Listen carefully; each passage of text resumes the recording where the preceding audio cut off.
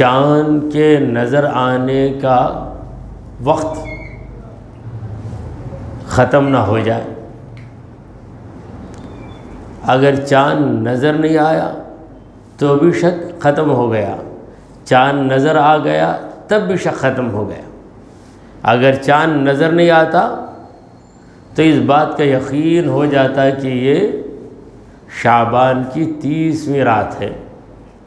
جب چاند نظر آیا تو اب بھی یقین آ گیا کہ شعبان یہ رمضان کی پہلی رات. تو اسے لیلۃ الشک، شک کی رات کہتے ہیں، مگر اب یہ شک کی رات نہیں، یقین کی رات ہے کہ ماہ رمضان کی پہلی شب ہے. ماہ رمضان کے متعلق پیارے آقا مدنی داتا محمد مصطفیٰ صلی اللہ تعالی علیہ وآلہ وسلم نے فرمایا: ہوا شہر اولہ رحمہ واوسطہ مغفرہ وآخرہ عتق من النار. یہ وہ مہینہ ہے جس کے پہلے 10 دن رحمت کے، درمیانی 10 دن مغفرت کے، اور آخری 10 دن عتق من النار، جہنم کی آگ سے رہائی پانے کے. یہ ماہ رمضان کی فضیلت ہے. فضیلتوں پر لوگ گھنٹوں بیان کرتے ہیں، مگر پیارے آقا صلی اللہ علیہ وسلم نے ایک چھوٹے سے جملے میں ساری فضیلتوں کو بیان کر دیا. اسی لیے ہمارے حضور کی شان کیا ہے؟ حضور صاحب جوامع الکلم.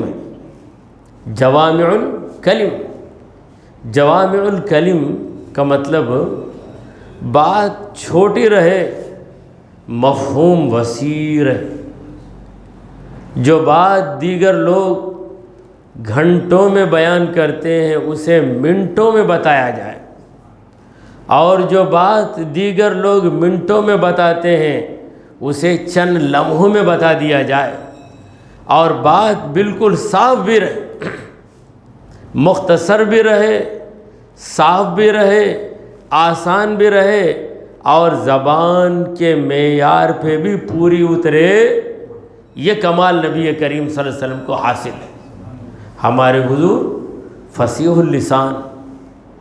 فصیح اللسان کا مطلب کیا ہے؟ جس کی زبان میں ایسی صفائی ہو کہ تعلیم یافتہ آدمی بھی سمجھے اور ان پڑھ آدمی بھی سمجھے. اور بلیغ البیان ہے ہمارے حضور. یعنی بات جب کرتے ہیں تو اس بات کے اندر کوئی کمی بتائی نہیں جا سکتی. زبان کے اعتبار سے اعلیٰ درجے پہ. کسی شاعر نے کہا فصاحت کیا ہے اور بلاغت کیا ہے؟ یہ دو الگ الگ چیزیں ہیں. سمجھ میں بات آ جائے، سمجھ میں بات آ جائے فصاحت اس کو کہتے ہیں. سمجھ میں بات آ جائے فصاحت اس کو کہتے ہیں.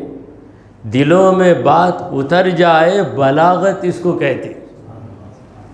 بہرحال رمضان کی آمد ہے. ماہ رمضان آ چکا اور رمضان کے چند گھنٹے نکل بھی گئے. کب رمضان شروع ہوا؟ جو ہی سورج غروب ہوا ماہ رمضان شروع ہو گیا. سورج کب غروب ہوا؟ 6:17 کو یا 18 کو. تو وہاں سے شروع ہوا 7:30, 8:30, 9:30. اب تقریباً 10:30 کو ہم پہنچ رہے ہیں.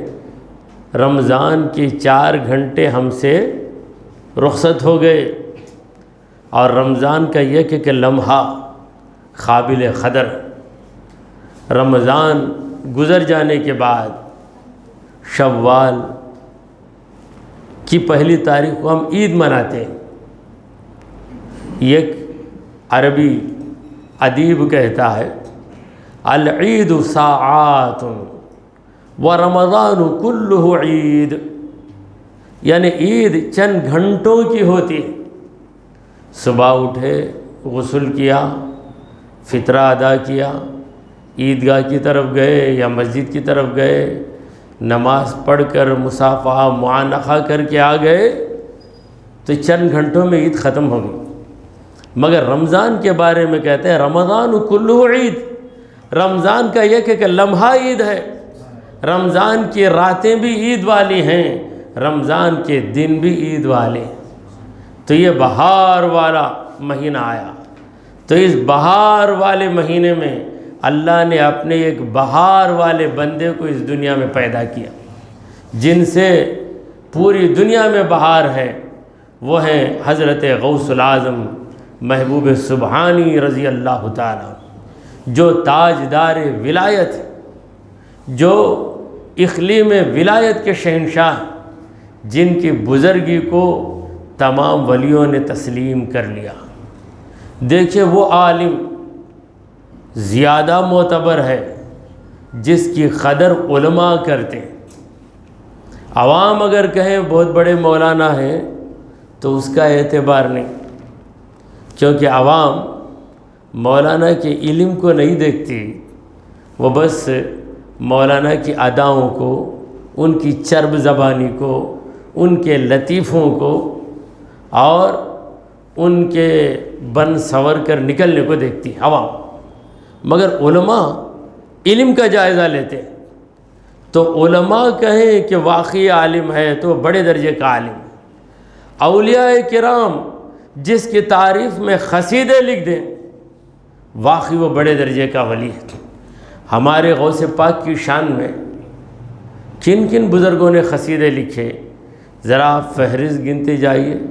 خواجہ غریب نواز، خواجہ نظام الدین، خواجہ بندہ نواز، خواجہ قطب الدین، یہ سب اولیاء ہیں، اپنے اپنے دور کے قطب ہیں، مگر ان بزرگوں نے ہمارے غوث پاک رضی اللہ تعالیٰ عنہ کی شان میں قصیدے لکھے، بیانات دیے۔ تو حضرات محترم، آج کی یہ جو رات ہے رمضان کی پہلی رات، یہی وہ رات ہے جس میں ہمارے غوث العظم دستگیر جیلانی محبوب سبحانی کی ولادت ہوئی۔ 29واں دن گزرا، 29واں دن گزر کر جو پہلی رات تھی وہ کون سی رات؟ رمضان کی پہلی رات، تو غوث پاک کی ولادت ہوئی۔ اب اگر رمضان کی پہلی رات کے بجائے کبھی شعبان کی 30ویں رات آ جاتی ہے تو 30ویں رات آپ کی ولادت کی رات نہیں ہے، رمضان کی پہلی رات ہی آپ کی ولادت کی رات ہے۔ تو اس زمانے میں ذرائع محدود تھے، یعنی آج واٹس ایپ کے ذریعے فوراً پتہ چل جاتا ہے، قاضی صاحب کا اعلان تمام موبائلوں کے اندر پہنچ کر بڑی آسانی سے ہمیں معلوم ہو جاتا ہے۔ ایک زمانہ تھا کہ تراویح کی نماز پہلی رات ہٹا کر رکھتے، کسی مسجد میں 9:30 بجے، کسی میں 10 بجے، 9 ساڑھے 9 کو بھی رکھیں تو عشاء کی فرض پڑھ کے لوگ پریشان رہتے کہ خبر آ جائے تو ہم تراویح شروع کریں۔ مگر آج معاملہ ایسا نہیں، مغرب کی نماز پڑھ کر آدھے گھنٹے میں ہمیں قاضی صاحب کا اعلان مل جاتا ہے کہ چاند نظر آ گیا، اور اب نماز کو ہٹا کر رکھنے کی ضرورت ہی نہیں پڑتی۔ حسب معمول 8:30 بجے جماعت ہے، 8:30 بجے پہلی رات بھی اور تمام راتیں۔ پہلے دور میں پہلی رات نماز ہٹا کر رکھی جاتی تھی، تو شک کی رات تھی۔ تو ہمارا ہی زمانہ یہ 20 سال پہلے دیکھو تو الگ تھا، اور وہ زمانہ غوث العظم کا زمانہ کئی صدیوں پہلے کا زمانہ، تو پتہ چلنا اتنا آسان نہیں تھا۔ تو رات ہو گئی، اطلاع نہیں ملی، گیلان والوں کو اطلاع نہیں ملی۔ ہمارے غوث پاک بغداد میں پیدا نہیں ہوئے، گیلان میں پیدا ہوئے۔ گیلان سے سفر کر کے بغداد میں آئے، اور گیلان کہاں ہے؟ ایران میں ایک قصبہ ہے، ایران میں ایک چھوٹا سا قریہ قصبہ، وہاں آپ کی پیدائش ہوئی، پیدائش ہو گئی، کسی نے روزہ نہیں رکھا کیونکہ اطلاع نہیں ملی۔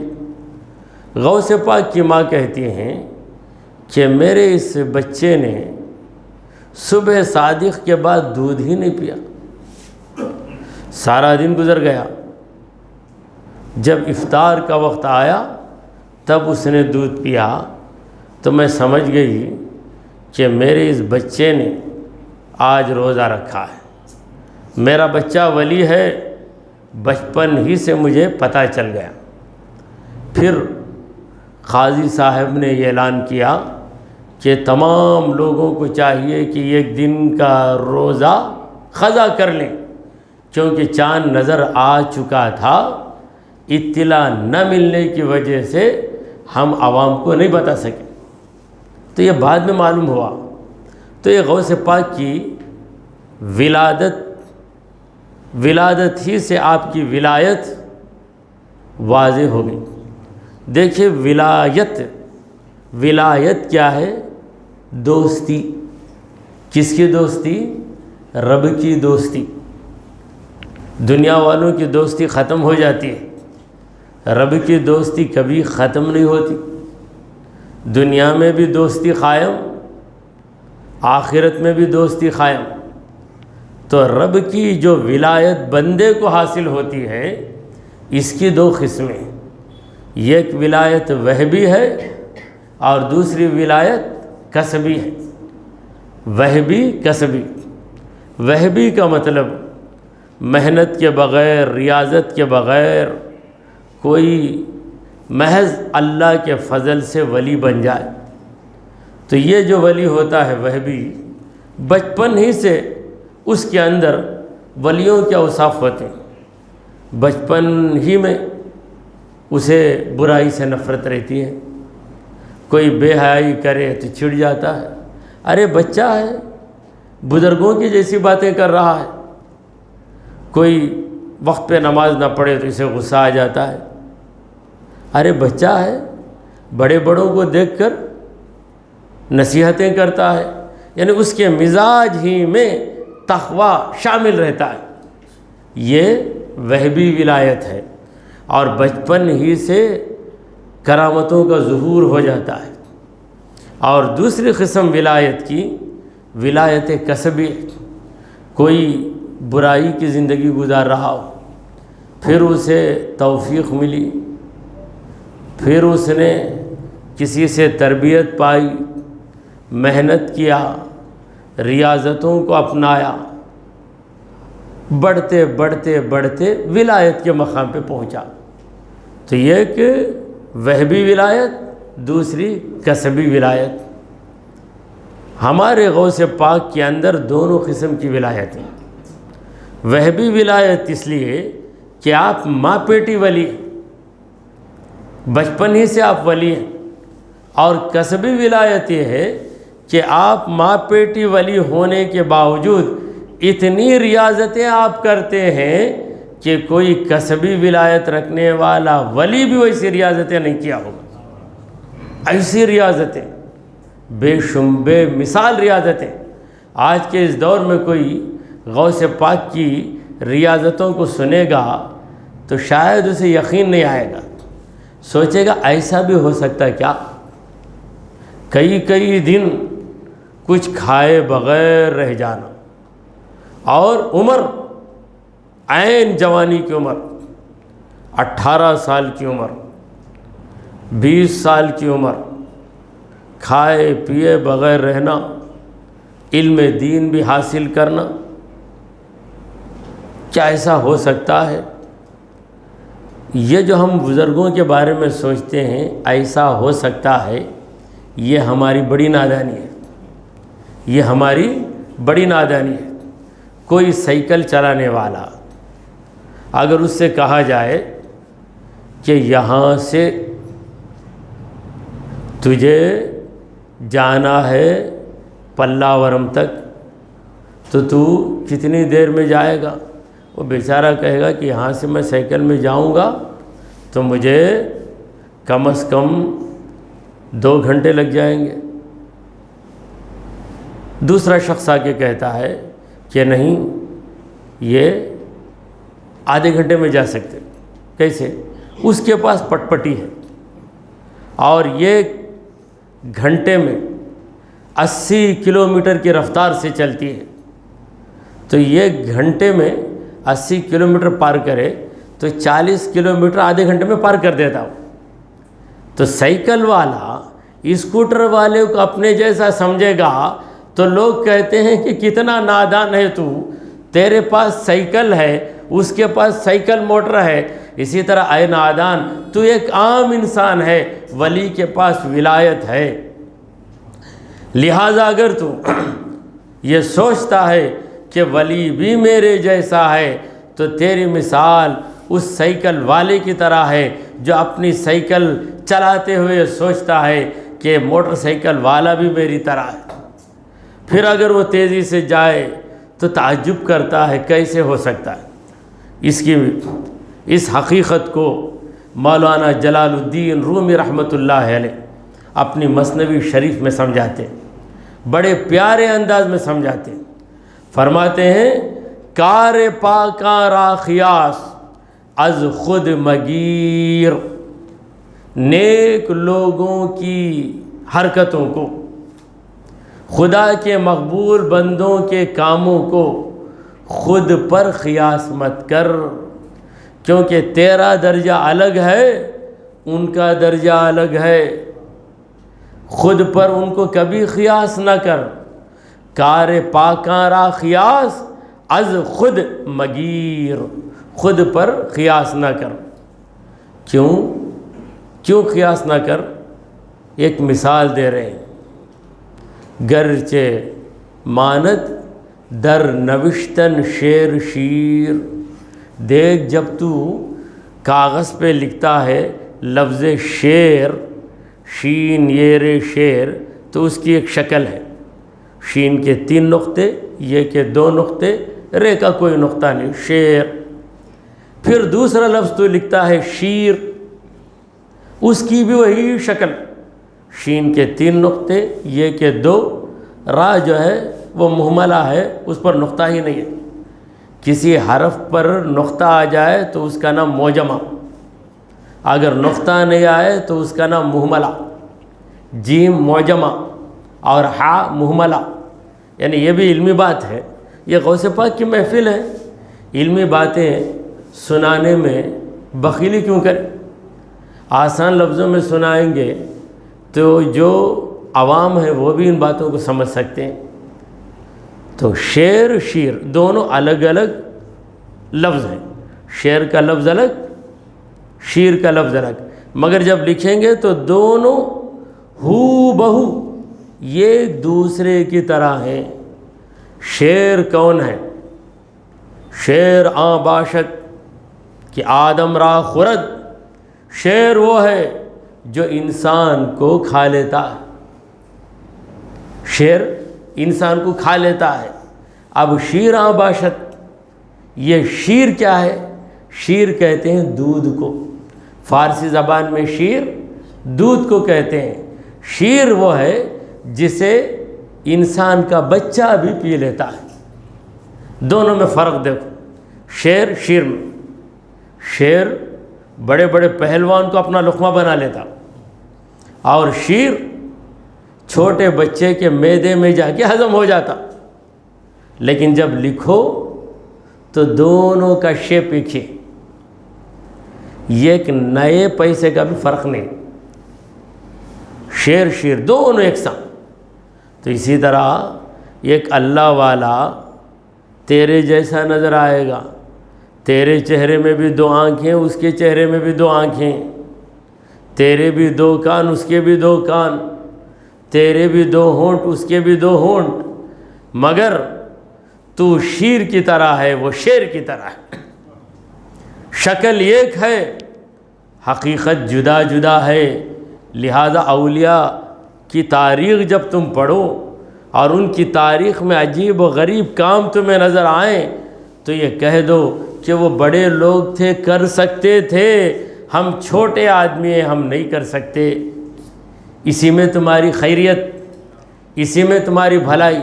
وہ کیسے اگر سوچیں گے تو تم دو گناہوں کے مرتکب ہو جاؤ گے۔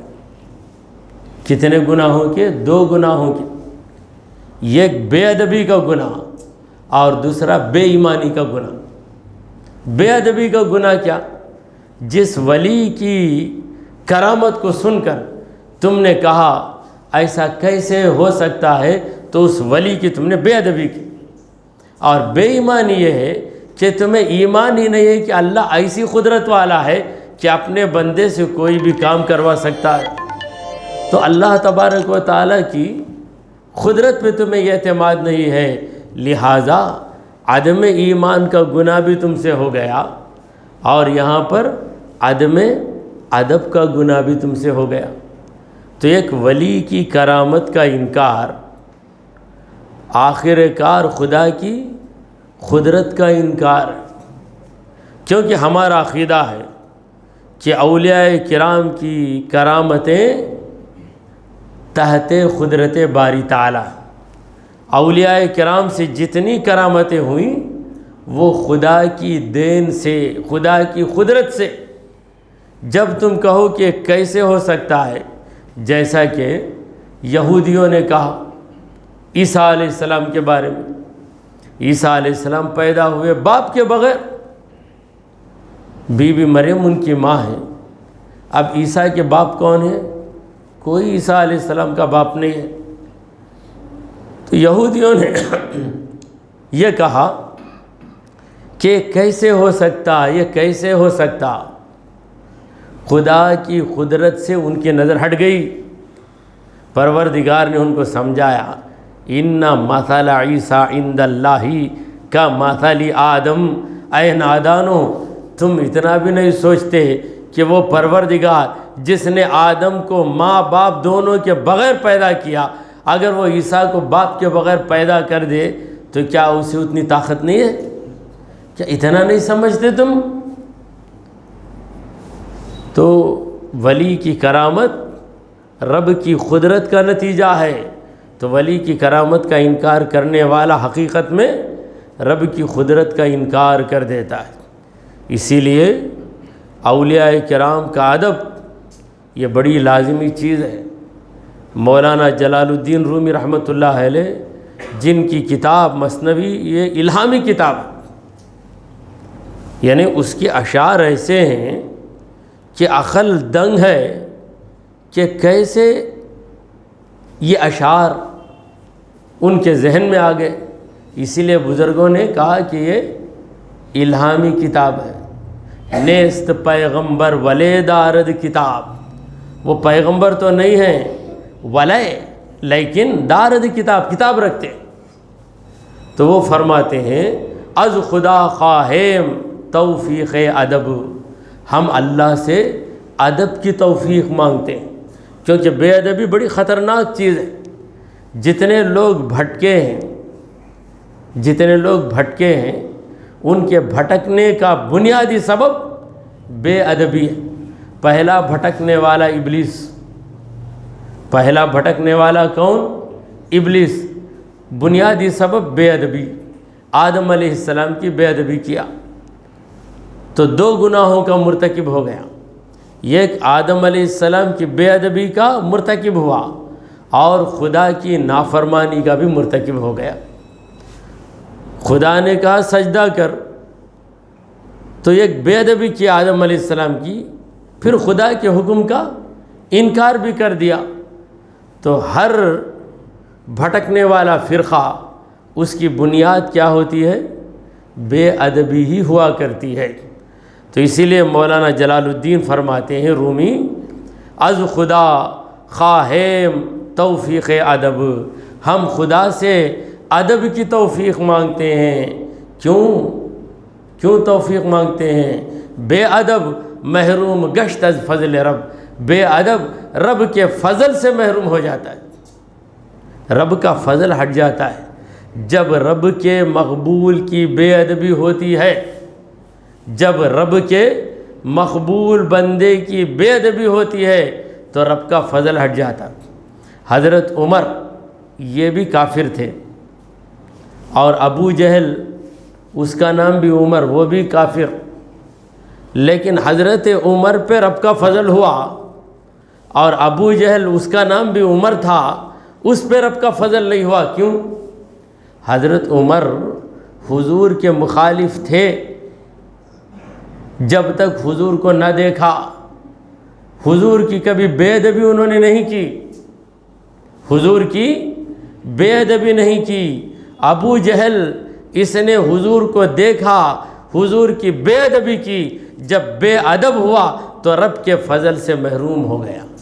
بے ادب محروم گشت از فضل رب، بے ادب رب کے فضل سے محروم ہو جاتا ہے۔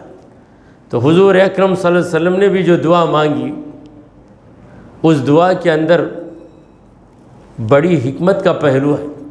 اللہم اعز الاسلام باحد العمرین، اے پروردگار دو عمروں میں سے کسی ایک عمر کے ذریعے اسلام کو طاقت دے دے۔ ایک عمر باحد العمرین، حضور چاہتے تو یوں کہتے اللہم اعز الاسلام بالعمرین، دونوں عمر کو مسلمان بنا دے۔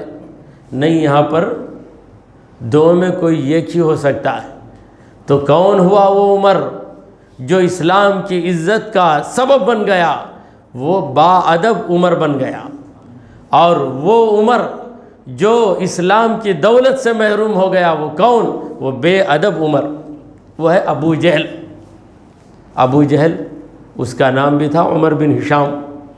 بہرحال غوث پاک رضی اللہ تعالیٰ عنہ کو اللہ تبارک و تعالیٰ نے دونوں ولایتوں سے نوازا ہے۔ وہبی ولایت بھی ہے، کسبی ولایت بھی ہے۔ وہبی ولایت یہ ہے کہ آپ پیدا ہوئے، رمضان کا مہینہ تھا تو آپ نے اپنی ماں کا دودھ نہیں پیا، یہاں تک کہ جب افطار کا وقت آیا تب آپ نے دودھ پیا۔ تو آپ کی امی جان نے کہا کہ میرے بیٹے نے پیدا ہوتے ہی روزہ رکھا، اور وہ عمر شریعت کی پابندی نہیں آتی بچے کی، پر شریعت کی پابندی نہیں ہے۔ اب کوئی یہ سوال کرے ایسا کیسے ہو سکتا ہے؟ ایک صبی، ایک بچہ کیسا روزہ رکھ سکتا ہے؟ تو ایسا ہی سوال بی بی مریم سے لوگوں نے کیا۔ بی بی مریم جب عیسیٰ علیہ السلام کو اپنی گود میں لے کر آئیں تو عیسیٰ علیہ السلام طفل شیرخوار، دودھ پیتے بچے، لوگوں نے کہا کہ یا مریم، اے مریم یہ کیا کام تو نے کیا ہے؟ تیرے ہاتھ میں بیٹا، تیرا بیٹا، جبکہ تیری شادی نہیں ہوئی۔ فاشارت الیہ، تو بی بی مریم نے بیٹے کی طرف اشارہ کیا، کہا میرے سے مت پوچھو، اس سے پوچھو۔ کیا کہنے لگی بی بی مریم؟ میرے سے مت پوچھو، بچے سے پوچھو۔ لوگوں نے کہا کیف نکلم من کان فی المہد صبیا، ارے یہ تو ابھی جھولی میں بچہ ہے، اس سے ہم کیسے بات کریں؟ یہی اعتراض، وہ بچہ جو جھولی میں ہے، وہ بچہ جو اپنی ماں کا دودھ پیتا ہے، وہ کیسے روزہ رکھ لیا؟ اللہ کے کرم سے رکھ لیا۔ کرم، کرامت، رب کا کرم ہوتا ہے تو ولی سے کرامت ہوتی ہے۔ تو جب کرم کو بھول جاؤ گے تو کرامت سمجھ میں نہیں آئے گی۔ رب کا کرم جب دماغ میں رہے گا، رب کے کرم پر یقین رہے گا تو کرامت ضرور سمجھ میں آئے گی۔ تو یہ وہبی ولایت اور کسبی ولایت۔ آپ بغداد آئے، کہاں سے آئے؟ گیلان سے، یہ قافلے کے ساتھ نکلے۔ وہاں آنے کے بعد آپ پر بھوک کا غلبہ ہو جاتا، کیونکہ کوئی رشتہ دار نہیں تھا وہاں پر۔ بغداد، آج بغداد ہے تو غوث الاعظم کے دم قدم سے۔ آج لوگ پوری دنیا سے بغداد کا سفر کرتے ہیں، تو کیوں؟ اس لیے کہ وہاں غوث العظم ہیں. جب تک غوث العظم وہاں نہیں گئے تھے اس کی وہ حیثیت نہیں تھی. اجمیر شریف پوری انڈیا سے لوگ جاتے ہیں، پاکستان سے لوگ آتے ہیں، افغانستان سے لوگ آتے ہیں. کیوں؟ اجمیر کو اتنا بڑا مقام کیوں مل گیا؟ خواجہ غریب نواز کی وجہ سے ملا ہے. اگر خواجہ غریب نواز کا مزار اجمیر میں نہیں ہوتا، دوسری بستی میں ہوتا مان لیجئے، تو کیا آپ اجمیر جاتے یا ہم اجمیر جاتے؟ کون اجمیر جاتا؟ اجمیر نام کا ایک شہر ہے، یہ بھی کسی کو پتہ نہیں رہتا. راجستھان میں کتنے شہر ہیں پوچھو. جے پور ہے، یہ بھی تعلیم یافتہ لوگوں کو معلوم ہوگا، بہت سے لوگ یہ بھی نہیں جانتے. مگر اجمیر یہ بوڑھا بھی جانتا ہے، بچہ بھی جانتا ہے، گھر کی عورتیں بھی جانتی ہیں. اجمیر کو یہ شہرت کس کی وجہ سے ملی؟ خواجہ اجمیری سے ملی. تو بغداد کو شہرت حضرت غوث پاک سے ملی. مگر جب غوث پاک وہاں تعلیم حاصل کرنے کے لیے گئے تو کوئی رشتہ دار نہیں، کوئی جان پہچان کا نہیں. جو سرمایہ آپ کے پاس تھا ختم ہو گیا. 40 درہم جو آپ کی والدہ نے آپ کو دیے تھے وہ ختم ہو گئے. کتنے دن کام آئیں گے؟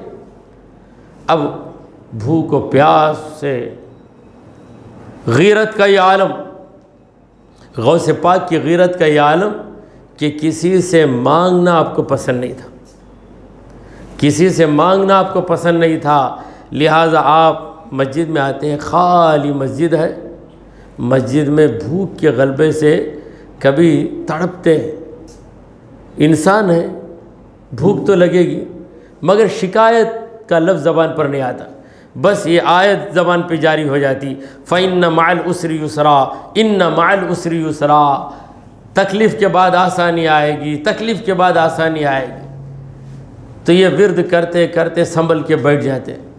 ایک دن ایسا ہی ہوا کہ سنبھل کے کنارے بیٹھے ہیں، دوسری طرف ایک شخص آیا. آ کر اس نے برتن کھولا، کھول کر کھانا شروع کیا. ایسی خوشبو کھانے کی، عمدہ کھانا ہے. یہاں غوث پاک برداشت کرتے ہیں، اس کے باوجود جب وہ لقمہ لیتا ہے تو آپ کا منہ بھی کھل جاتا ہے. کئی دن بھوکے ہیں، منہ کھلتا ہے. اس کی نظر پڑ گئی، اس کی نظر پڑ گئی تو اس نے سوچا کہ یہ نوجوان چہرے پہ نورانیت مگر نقاہت بھی ہے. بلایا کہ آؤ بیٹا میرے ساتھ کھاؤ. تو غوث پاک نے انکار کیا، نہیں، کیونکہ یہی شرافت ہے. بلاتے بھاگ کر آ کے کھا لینا، اگرچہ کہ اس حالت میں بالکل جائز ہے، مگر غوث پاک کی جو اعلیٰ درجے کی شرافت ہے وہ آپ کو اجازت نہیں دے رہی. جب اس نے اصرار کیا، 2-3 مرتبہ بلایا تو آپ پہنچے. پہنچنے کے بعد دیا کہ کھاؤ، زیادہ بھی ہے، زیادہ لے لیا ہوں میں. پھر کہا کہ تم کون ہو؟ میں ایک لڑکے کو ڈھونڈتے ہوئے یہاں پہ آیا ہوں. پوچھا کون ہے وہ لڑکا؟ عبد القادر نام کا لڑکا یہاں ہے کوئی جو گیلان سے آیا ہے؟ اسے ڈھونڈتے ڈھونڈتے میں تھک گیا ہوں. تو کہا وہ عبد القادر جو گیلان سے آیا جسے آپ ڈھونڈ رہے تھے وہ میں ہی ہوں، بتائیے. تب کہا کہ بیٹا تو شرماتے کیوں ہو؟ میں نے تمہیں نہیں کھلایا، تم نے مجھے کھلایا. میں نے تم کو نہیں کھلایا، تم نے مجھے کھلایا. آپ نے کہا وہ کیسے حضرت؟ آپ ہی تو توشہ لائے، آپ کا توشہ، آپ مجھے بلا کر کھلا رہے. نہیں بیٹا، اگر تم مجھے معاف کر دے گا تو میں تیرا شکریہ ادا کروں گا. بولا وہ کیا؟ تیری ماں جب میں بغداد کے لیے نکلا تو تیری ماں نے کچھ رقم مجھے دی، کچھ سکے دیے، پیسے دیے. کہا کہ میرے بیٹے عبد القادر کو پہنچا دینا بغداد. اب جیسا بغداد ہے اس وقت ویسا نہیں تھا، وہ اتنا آباد نہیں تھا. تو کہیں مل جائے گا، کسی نہ کسی مسجد میں، کسی نہ کسی درس میں رہے گا۔ تو میں جو لایا تھا سرمایہ ختم ہو گیا، میرے خرچ کے لیے بھی تمہاری ماں نے دیا اور تمہارے لیے الگ رقم دی، جو میرے خرچ کے لیے دیا وہ میں خرچ کر دیا۔ اب تم کو جو امانت پہنچانا تھا اس امانت میں کھانا خرید لیا ہوں، اب بتاؤ کہ یہ کھانے کے مالک میں ہوں یا تم ہو؟ تم ہی ہو مالک، اور تمہاری اجازت کے بغیر میں نے یہ کام کیا ہے، اب تم مجھے معاف کر دو۔ تو حضرت غوث پاک نے بڑی سادگی سے، بڑی سنجیدگی سے کہا کہ ایسی باتیں مت کیجئے، آپ کا احسان ہے کہ آپ نے مجھے ڈھونڈا۔ بہرحال یہ غوث پاک رضی اللہ تعالیٰ عنہ کی برتری کو اللہ تعالیٰ کہیں گرنے نہیں دیتا تھا۔ دوسرا آپ کو کھلائے یہ بات نہ آئے، لہٰذا کھلانے والا بالآخر یہ کہے کہ میں کھلاتا نہیں ہوں، تیرا کھا رہا ہوں، بظاہر میں دے رہا ہوں، حقیقت میں تو ہی مجھے دے رہا ہے۔ بہرحال یہ پہلی رات ہے، آپ لوگ تراویح سے فارغ ہوئے، میں آپ کا زیادہ وقت لینا بھی مناسب نہیں سمجھتا، کل سحری کے لیے بھی آپ کو جاگنا ہے۔ حصول برکت کے لیے ہم غوث پاک کے ماننے والے رمضان کی پہلی رات غوث پاک کا یہ جلسہ ضرور رکھ لیتے ہیں، اور آفتاب ولایت کا طلوع، غوث العظم کی پیدائش کا تذکرہ کر لیتے ہیں۔ اللہ تبارک و تعالی ہماری ان باتوں کو قبول کرے، آمین۔ وآخر دعوانا ان الحمد للہ رب العالمین۔